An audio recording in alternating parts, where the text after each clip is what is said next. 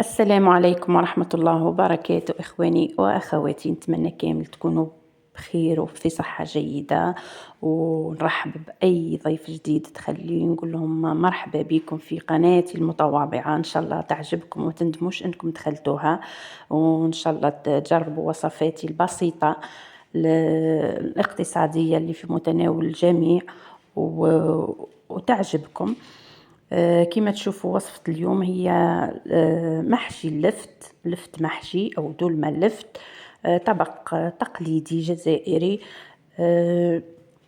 كما نعرفوا اللفت ما ياكلوهش الأولاد وما حتى الكبار، يعني معظمهم يكرهوا الجو هذاك تاع اللفت، لكن نحنا دائما نحاولوا نحسنوا من الأطباق ونحاولوا ننوعوا فيها ونلقوا الطرق اللي نقنعوا خاصة الأولاد أنهم يأكلوها. واللي يعرف قناتي وملف يتبعني يعرف باللي دائما نحاول نغير الأولاد من أطباق، ندير لهم الخضر بطرق مختلفة باش يأكلوها، لأني عندي مشكل كبير مع أولادي أنهم ما يأكلوش الخضر. كما تشوفوا هنا درت معاه كسرة مطلوع، هذه الكسرة تاعي كما تشوفوا. رامي درت كسرة المطلوع في قناتي، يعني رامي عطيت لكم الوصفة تاعي، ولكن وريت لكم قبل وقلت لكم انا المطلوع تاعي راني ما نديروش خشين هكا ماطلة تاع بونج. انا نحب المطلوع يكون رقيق شويه، خفيف وشيش وطالع كل شيء، لكن مش خشين بزاف. المهم فيديو اليوم مش على المطلوع، راهو على اللفت. كما تعرفوا اللفت راهو عنده فوائد عظيمة جدا جدا جدا، يعني ممكن ناس بزاف ما يعرفوهاش.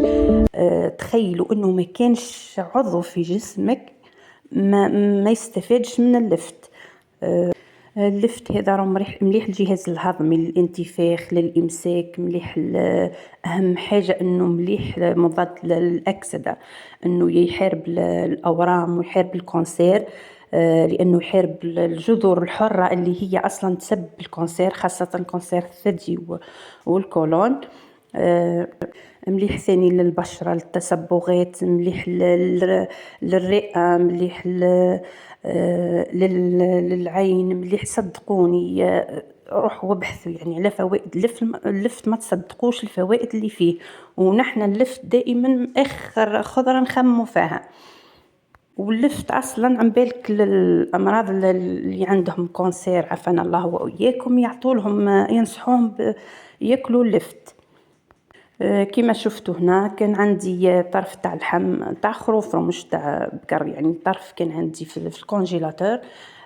بما انه قليل راح نكمل له الدجاج. حطيت تعرفوا اللحم الاحمر دائما لازم يدي مده في الطياب اكثر من الدجاج، على بها حطيت اللحم الاحمر هو الاول مع البصل، قطعته ما رحيتوش، خليتهم طابوا مليح مع شويه زيت. من بعد كي شفتوا اللحم الاحمر طاب ضفت له الدجاج وخليت ثاني يزيد يطيب ويكمل الدجاج يطيب.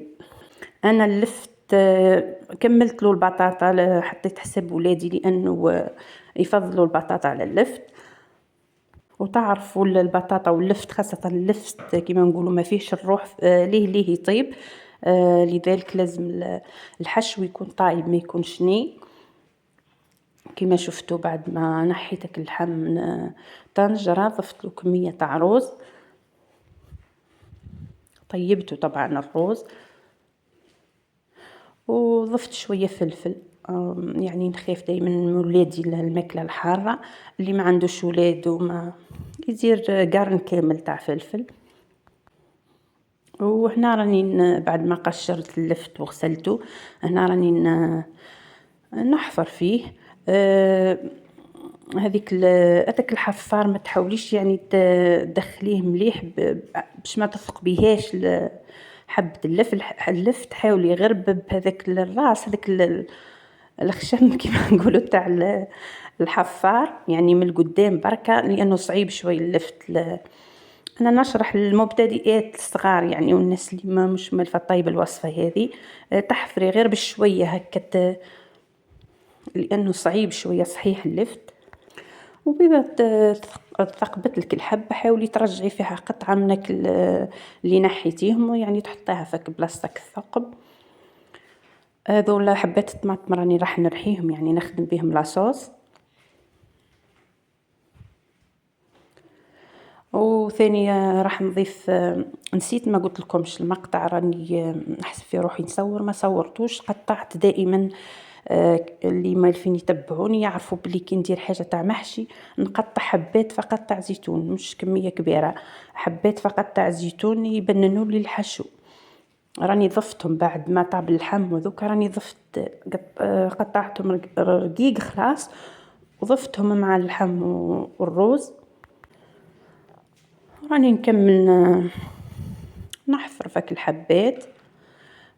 كيما تشوفوا الحبات راهم صغار، يعني الخضره كامل كل ما تكون الحبه صغيره كل ما تكون بنينه. يعني حتى كي تحبوا تروحوا تشروا وتسوقوا، حاولوا دائما تشروا الخضره الصغيره، سواء جريوات سواء كابو،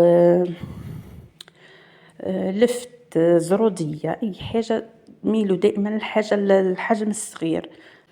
وهنا في الوقت اللي كنت نوجد في اللفت، راني نفس الطنجرة اللي كنت طيبت فيها كل الحشو، درت فيها كمية أخرى تاع زيت، قليت مليح الكويس، ومن بعد ضفت حبة بصل كبيرة رحيتها. بعد ما تقلوا مليح هنا راني ضفت لهم نص مغرف تاع طماطم، كمية قليلة فقط، وضفت طماطم مرحي. وهنا نضيف التوابل، الكركم، فلفل كحل، كزبر، كمون وبابريكا. الكركم ثاني فوائده راهي عنده فايدة كبيرة، يعني حاولوا في أي وصفة تدخلوا الكركم، سواء صوص بيضة سواء حمراء. وهنا راني نقلي فيهم كما قلت لكم، راني كملت البطاطا، نقليهم مليح حتى يدخلهم الطياب، يعني نص طياب، لانه ما راحش اصلا اولا باش نعطي لهم بنه بالقلي، وثانيا باش ما يدوليش وقت في لاصوص لانه الحشو طايب. وهنا راني ضفت المعدنوس كنت راح ننساه. انا راني كملت قليتهم، شوفوا منظرهم مقليين يهبل.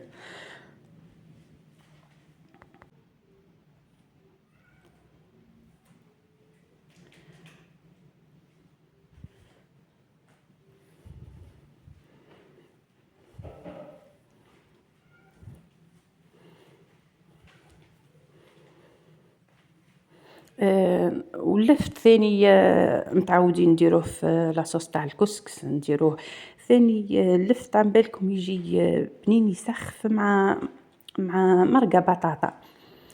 كي ديري مرقه بطاطا هكا بلا صوص حمراء ديري معاها اللفت تجي بنينه تسخف.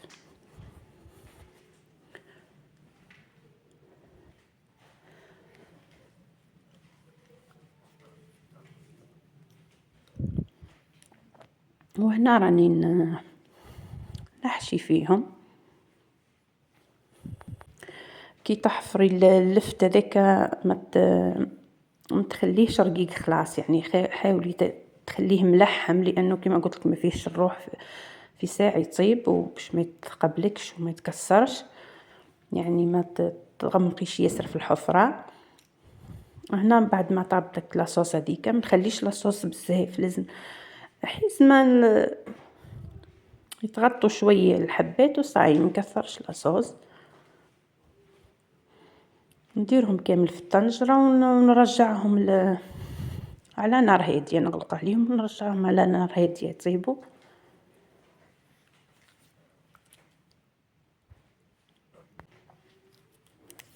هنا كيما تشوفوا فيا بدلت الليغون، راني راح نعجن في الكسره، نبل في الكسره ونوجد فيها يعني باش ندير الكسره. نحيت الليغون، كي جيت نحيت قبلي بدلت الازرق. كل مره نظهر لكم بلون. انا راهي كيما قاعدين يطيبوا، بدات الريحه تسخف.